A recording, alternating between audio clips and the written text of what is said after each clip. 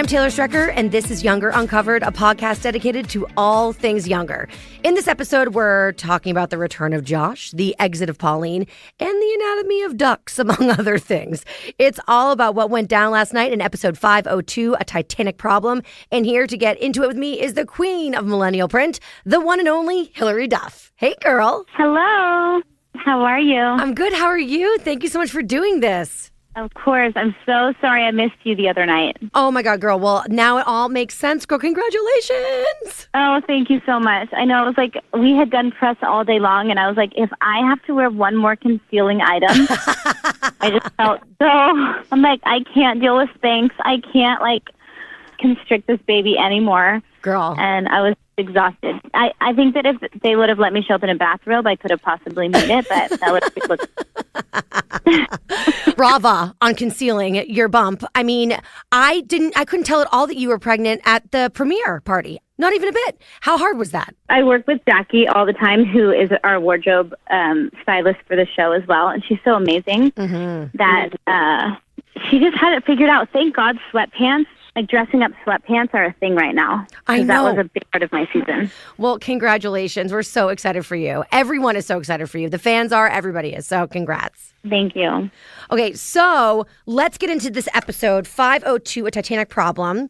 So in this episode, the Millennial gals, you guys are winning big time with Marriage Vacation. It becomes a Reese Witherspoon book club pick, which is everything. The ladies meet with Reese's people and start talking movie rights. And then Liza ups the ante even further with an idea for this first look deal. And you guys are just crushing. So do you think that the better Liza gets with her job, the harder it is for her to actually come clean in terms of admitting her lies? Yes, I do. And first of all, this is such an amazing opportunity for them. I love how we're tying in reality to the show here with Reese Witherspoon and all that she's producing and how everybody's picking it up, with Big Little Lies and whatever's to come next.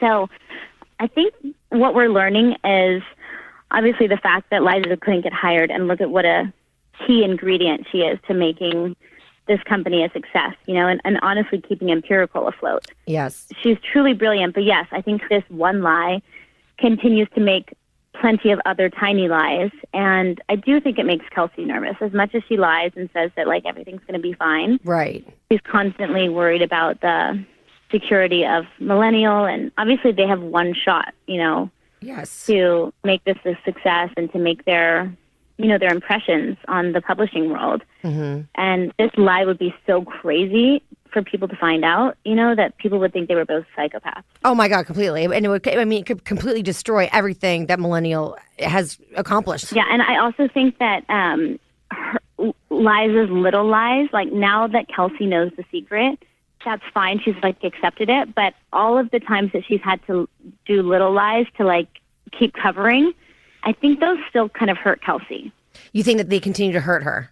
Yeah, she's oh, well, I had to lie about that. Or, oh, yeah, well, of course I had IDs made. Well, of course I said this. It's the deeper she gets. Yeah, because it makes all of those memories that they had kind of false. Absolutely. Well, so Liza's also a poster girl, I would say, for faking it till you make it. I have to ask you, have you ever been in a situation where you had to fake it a little? Oh, God. All the time. I mean, I'm an actress, come on, and a singer.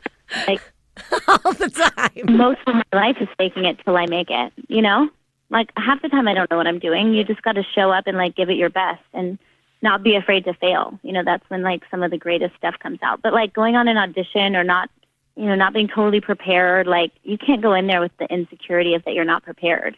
You have to go in there with all the confidence in the world, So, yeah, queen of faking it till you make it.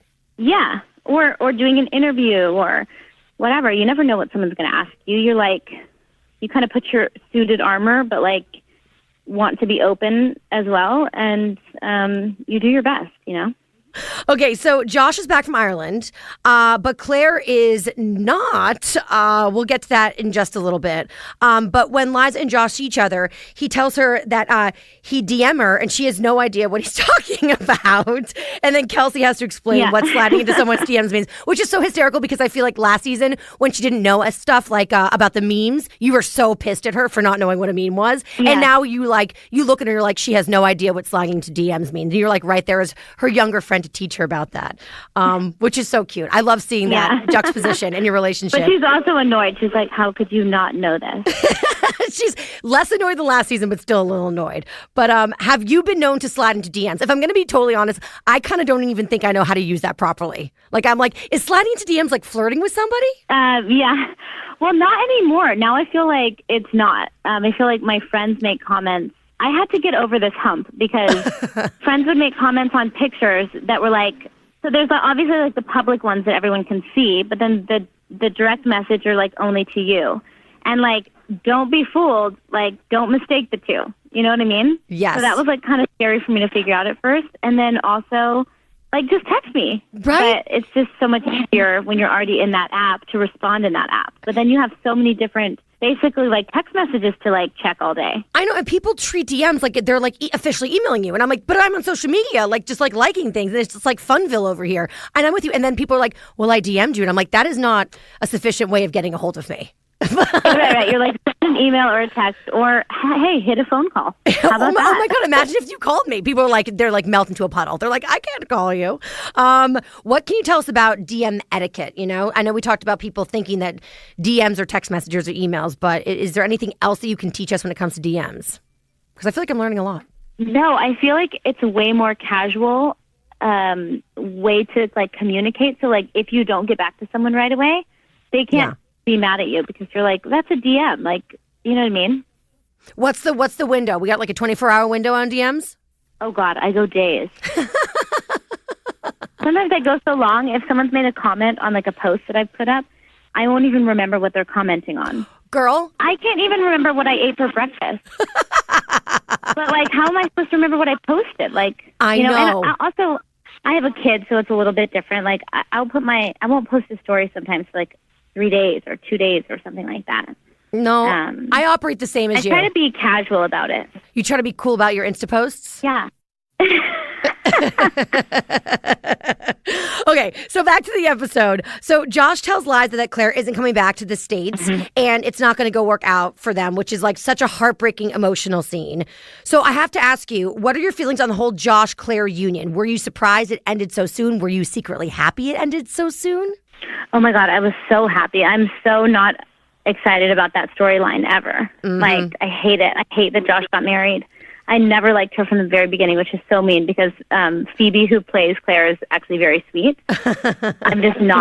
I'm not into Claire. I feel like I saw right through her from like the very first episode. Wait, I have to ask you, because as I was watching this episode, I was like, so was Claire really just using Josh to get a green card? Or did she like love him and it's just falling apart? So that's totally confirmed. She was just like totally using him. I mean, I think so. I mean, he's adorable. I'm sure she is like attracted to him, but I think she had like one mission. Damn, she's cold. And it was so clear when she treated Liza the way she did at the wedding. That's true. She basically like confirmed it herself. It was so gross and like outward. So we're happy to be done with her. I know. I was bracing myself for another season with Claire. So I was. Well, don't speak so soon. Oh, girl, really?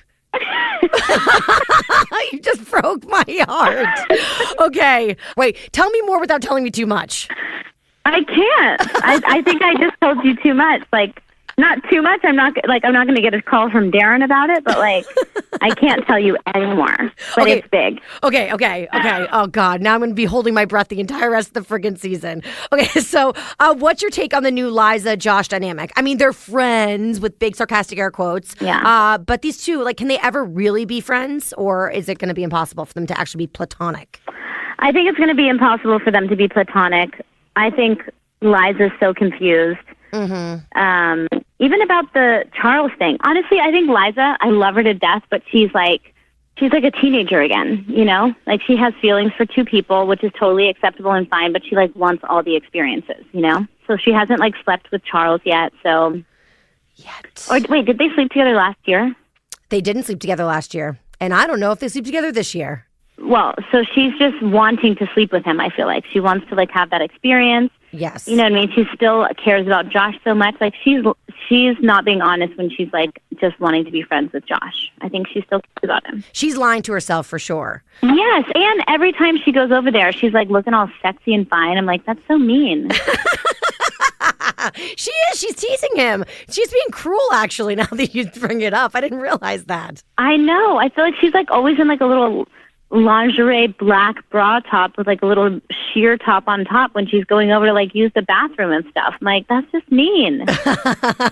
Would you like to see a Team Josh comeback? I mean, I've always been Team Josh. I don't know if it's right for this season. This season is so good.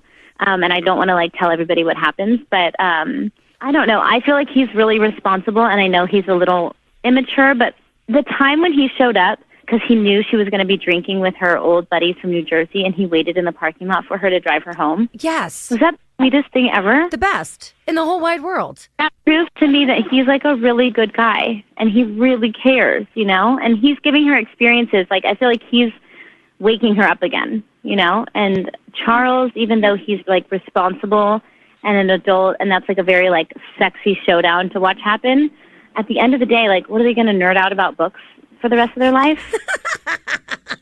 Totally. It's like a little stuffy.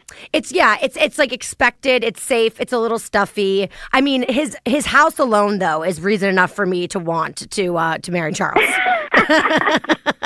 Yeah, but who knows what's going to happen with that? Empirical's doing so bad. He could lose it. That was my first thought actually when Empirical was bad. I was like, no, not the brownstone. He's probably going to be downsizing next season. I'm being so mean to Charles right now. I actually love him, but he's giving Kelsey a really hard time at work. That's totally fair. So Charles is trying to avoid Liza. I mean, he's angry, as we can see in this episode. But also, he sees her with new eyes now, and he knows the truth about her. And she doesn't know that he knows the truth, which is so awkward. I know. I have to ask you, if you found out a major secret, okay, that somebody had been keeping from you, would you confront them, or would you just like pretend like you didn't know about the secret? Would you pull a Charles? Oh my God, I'm such a confrontational person. Really? That I could never. I mean, it depends on how close I am to the person. Mm-hmm. But yeah, I cannot like deal with unsettled business. I have to like approach it and confront it right away. First of all, I love that you're confrontational. I think that's a great quality, actually. I think women get a bad reputation for being passive aggressive, and so I appreciate you fighting the good fight for us being known to be like upfront. I think it's an important quality. Yeah. All my friends think I should have been a lawyer instead of an actress. But I'm not like super confrontational until there's like an issue, you know? Right. But once you're there and you're going in. Yes. So do you think that Charles is actually like messing with Liza, or do you think that he is like just scared about like this lie and he's worried about Empirical and Millennial and the business side of it? I don't think he's messing with her. I think he's too much of like a straight shooter for that. I think he is really hurt that he was lied to, and like he's confused by that and sad. Which part of me is like, get over it. Now you can actually be with her, so you could just be happy about it. But I guess being lied to sucks, so I'm trying to give him the benefit of the doubt there. And then I think he's worried about the business in general because Empirical's sucking so hard right now. Uh-huh. And, he's trying to find a way to protect the company. Who do you think deserves to be more mad at Liza? Kelsey last season or Charles this season? I think Charles is more mad than Kelsey. And deservedly so? I think that Kelsey and Liza have more of a understanding of one another. Mm-hmm. So they know more about each other's life. So it's easier for Kelsey to finally realize like that she has a daughter and why she would do those things. Plus, they're both women. Mm-hmm. And I think when you're starting a relationship or courting someone, there's a lot that you keep secret. There's a lot of like unknowns. And even though their relationship is like juicy and exciting, like, you know how it is when you're starting a relationship, like you keep your cards close to your chest a little bit. And I think that like, so they don't actually truly know each other that well. Right. And then when this happens, it's like such a betrayal and the trust is just gone. And where can they go if there's no trust? Yeah. Totally. So fun things that happened this episode, the Marriage Vacation book release party. So let's discuss Lauren and Diana meeting for the first time. And how was that? Oh my God, so funny because I feel like it leaves it open-ended to like, oh my God, are they going to hook up or something? Like, Lauren's so forward. That's what everyone says. You just never know with her. Would Diana ever release herself enough to hook up with Lauren? I don't know. She's a real wild woman this season, Diana. There's a lot of unexpected things. Also, Zayn admits to Kelsey that he's actually nervous about work. So we see this like other side to him, which is really, really sweet after he loses LL Moore. Let's talk about the evolution of Zayn. Yeah. This season, are we going to see a side to Zayn that's like really soft and gentle and sweet? Yes. Yeah. You get to see him be a little more human and not such a playboy. It's funny that, you know what? This is the age-old tale of like the guy doesn't want to take you seriously, so then you move on, and then he's like completely shocked and ready to commit. I know. I always tell my friends when they're dating, I'm like, make sure to date more than one guy at a time, because I swear to God, guys can they're like hound dogs. They can like sniff out if another guy's around or if you don't care. And so I think that's my dating advice to my friends. Yeah, it's absolutely true, and it's like age-old. Come on. How come we haven't figured this out yet? But that's exactly what Kelsey does, and it works like a charm. Do you think Kelsey did it intentionally, or do you think she just got fed up for real? I think she got fed up for real. Yeah. I think as smart as Kelsey is, she actually does wear her heart on her sleeve. And, she's not really into being treated badly, but she'll play a game until she won't, and then she's like, that doesn't feel good. So she is a smart girl. She's just like a little immature. And, every time she acts like a dude and like hooks up with more than one person at a time, she's like constantly calling Lauren or talking to Josh about being a terrible person. She tries to be like the cool millennial hooking up with everybody, but then she just can't really handle it at the end of the day. Yeah. Yeah, I mean, it's a really accurate portrayal of what it is to be a girl in your mid-20s dating. Totally. Mm-hmm. Mm-hmm. Okay, so also, we got to talk about the duck and the corkscrew dicks, okay? Like, that was such a huge... Oh my God, tell me you had to Google it. Okay, so Did you Google it? I'm scared to Google it. I'm scared. I don't want to see it. Did you Google it? Of course. Of course. I had never heard of it before. I was like, I have to say this, so what am I saying? And then I almost had a heart failure. I was like, no. What is it? What? Wait, like, is it like it really looks like a corkscrew? Like it really does? If you have your phone in front of you, Google it now. Okay. It has a long, skinny, in the female duck. It's mean. Wait. Hilary, what do I Google? Corkscrew dick? No, duck dick. Hold a on. duck's dick or something. Duck dick. Oh, no, now it's saying suck. Let's move on from what I was just... my thumbs are fat. Oh, my God. It's horrible. It's so aggressive and so weird. I hate and you're like, it. where's that thing hiding? Like, does it stay in the body and then, like, when he's ready to use it, it just, like, shoots out? Like a automate... those, like, automated corkscrew things? I'm never drinking wine again, and I love wine. You know what? Now they have the twist cap, girlfriend. Girl, I'm all about that. I was sad cork was becoming extinct, but now I'm thrilled. I want that duck dick away from me. Wait, also, did you know that a female duck has a corkscrew vagina? Yes, it like fits the parts fit just like ours. It's so messed up, and it like gets stuck, and then they're like stuck together. I think it's a real situation. Or duck. You know what? Actually, this is the thing with dogs. When dogs have sex, the female, her vagina like clamps down on the male penis, and then they get stuck together for like at least a half an hour, and you can't get them apart. It happened to my dog. It happened to my little precious angel baby chihuahua with like this big, nasty, Lhasa shaggy, drooly dog, and I almost died. I was screaming at the top of my lungs, like called the vet. My dog was screaming, and you have to like pour hot water on the situation and like slowly pull them apart. Oh my God, that is a nightmare. And I was like 21. Oh my! Did it happen at a dog park? No, it happened at my house. My grandma's gross dog was over, and my little chihuahua was like, I don't know, sticking her like butt in its face, and all of a sudden it like went after her, and next thing I know she's like shrieking, and I come running in and they're like stuck together. It was honestly devastating. So was that the last time Grandma's dog was invited over? Oh yeah, well actually Grandma had passed away, so like we were dealing with her dogs, and then the dog went to go live with my mom. I was like, no more. No more. Buttons is no longer invited over. Buttons. What a sweet name. Oh my God, that's hysterical. I'm traumatized. Fully. Yeah. Okay, so also at the marriage vacation book release party, not a fun thing happens. Diana talks to Charles, or Charles talks to Diana rather, and they basically discuss like the fate of Empirical possibly being like really, really, really bad. And that's when Charles finally decides to go through with the Reese Millennial deal for the sake of the company. So is Charles now complicit in Liza's lie because he knows she's lying and yet he's still going forward with this like huge deal? God, it's hard to not give too much away right now, honestly. Like he is kind of tangling the web a little bit, but I think his legs are tied because he's so worried about the company, the whole like Empirical being like the company and Millennial being underneath it. It's still like a part of Empirical, and he's really struggling right now. So now he's a part of it, but he does have this big thing with a lawyer.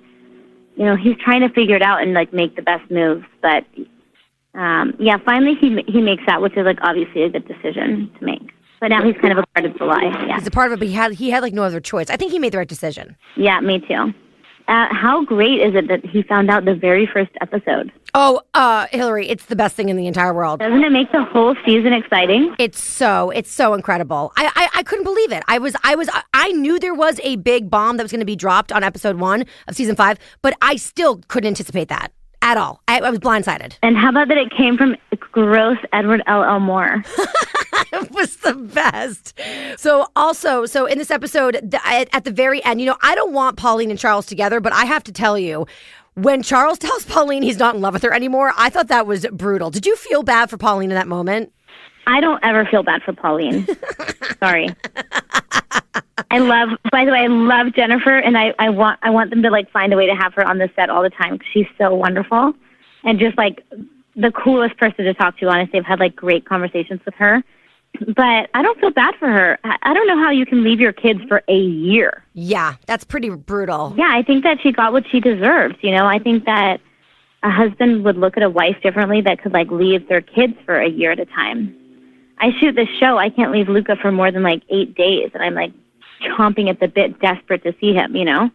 I know it's a lot to have kids, and it can be hard, and everybody wants an escape sometimes. But like maybe try a weekend, or if you're not happy in your marriage, like leave that behind. But like you can't do that to your kids. So I don't know. I'm secretly mad at her. Do you think he could have waited like one more day to tell her he wasn't in love with her? It was like she said it was the happiest day of her life. I think that someone whose work life makes them the happiest day. This is totally different if you don't have a family. Right. But if like you have a family and kids and you know what that's like, by the way, plenty of people don't have kids that have joyful, amazing lives, and like so much different things can like thrill them and bring them joy. And that's like understandable. But like for you, just the success of her book making that be the best day of her life is, I think it's a pretty shitty thing to say. And for her to feel, I feel like her just emotions or like her intentions are in the wrong place and her like priorities. And not that your kids should be like your whole entire life, because there's a problem with that too. Like you've got to be in there somewhere. Mm-hmm. But I feel like they've just grown apart and he just views her differently. And she wants to be back in that brownstone. I got her. I know what she's doing. But you know what? You bring up a good point, Hilary. I didn't even think of that.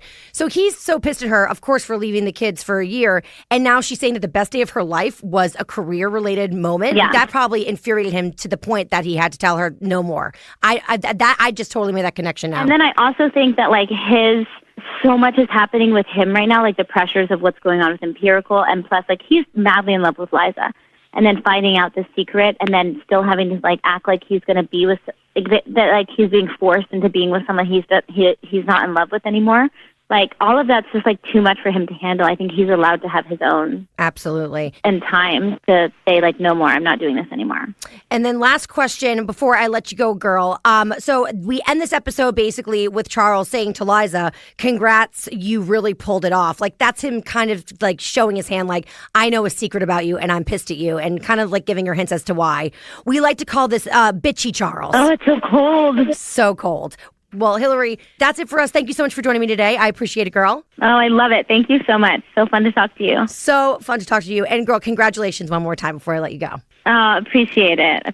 Yeah, it's exciting. I can't wait to see what happens next week on Younger. Whatever it is, I'll be right here afterwards to break it all down. I'm Taylor Strecker, and this is Younger Uncovered.